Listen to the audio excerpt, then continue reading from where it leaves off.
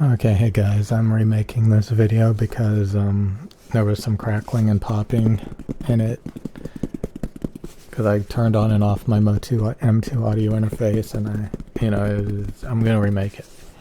But we're talking about the EPZ Q5, and this is one of the most redundant, useless IEMs I have, because I have another IEM that measures exactly like this, but it's clearly better. It has the same exact tonality, the same peaks and cuts in the treble, except one is just a lot more restrained and neutral, while this one is just jolting and shooting up everywhere in a very intense manner, which is going to color the sound and all that stuff.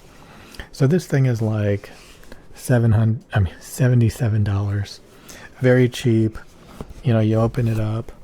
It's actually kind of a weird looking design. It's kind of like glossy white and some bronze, kind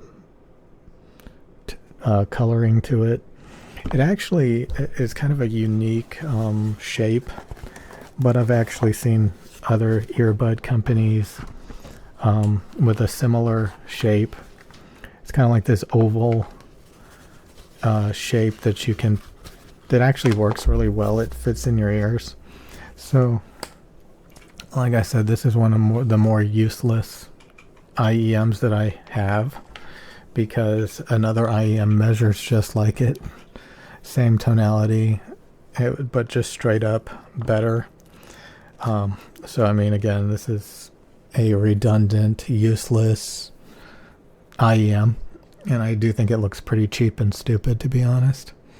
But it does fit well. It actually does fit pretty well. It's not coming out. Honestly, it probably fits better than a lot of the earbuds that I have. I like it.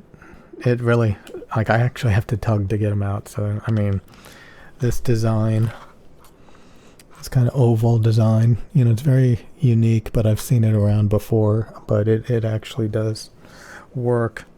So I'm going to put this back in the box. I've already listened to it a bit.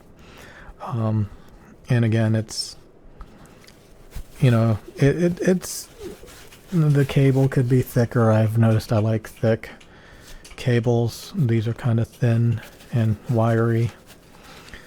But it gets the job done. So I'm going to put this back in the box. Where it belongs, honestly. Again, I have something that has the same tonality. It's the same damn thing, except better. So, what's the point? So you put it back in the box. It's pretty cool, the box. It's got like a magnetic flap. Okay, so it's magnetically closed, and then you can close it again. Okay, and it does come with a pouch. It comes with a carrying pouch, which is not too shabby. If you want a carrying pouch, looks like this. I think it's trying to look more expensive than it is by having this like fake leather that looks sewn on the back, but it's a very generic carrying pouch with some ear tips in it, silicone ear tips. So which earbud am I referring to that is straight up better than this thing? Well, it's the SIMGOT EA500LM. It measures exactly the same tonality, same peaks and cuts in the same regions, except it's just a lot more restrained. So, whoops. So where is my EA500LM? That's the EM6Ls, which again, I can't express enough. These are the best earbuds you can possibly get. The EM6Ls by SIMGOT. But these, again, these are really cool in their own way because they're made out of metal. They're really dense. You could probably get an upgraded cable. The cable is kind of tangled and a bird's nest going on here. Yeah, I think I should get better cable for it. But these are really good. You know, I don't know if they're going to rust or anything because they're made out of metal. But, you know, these actually, again, these are the EA500LM. Made out of metal, pretty dense, pretty heavy. That can either be a good or a bad thing. You know, you put an expensive cable on it and now you got metal earbuds. So let's go ahead and look at the measurements on why these are the same thing and they make the Q5 by EPZ a redundancy and completely useless. So let's go ahead and do that real quick.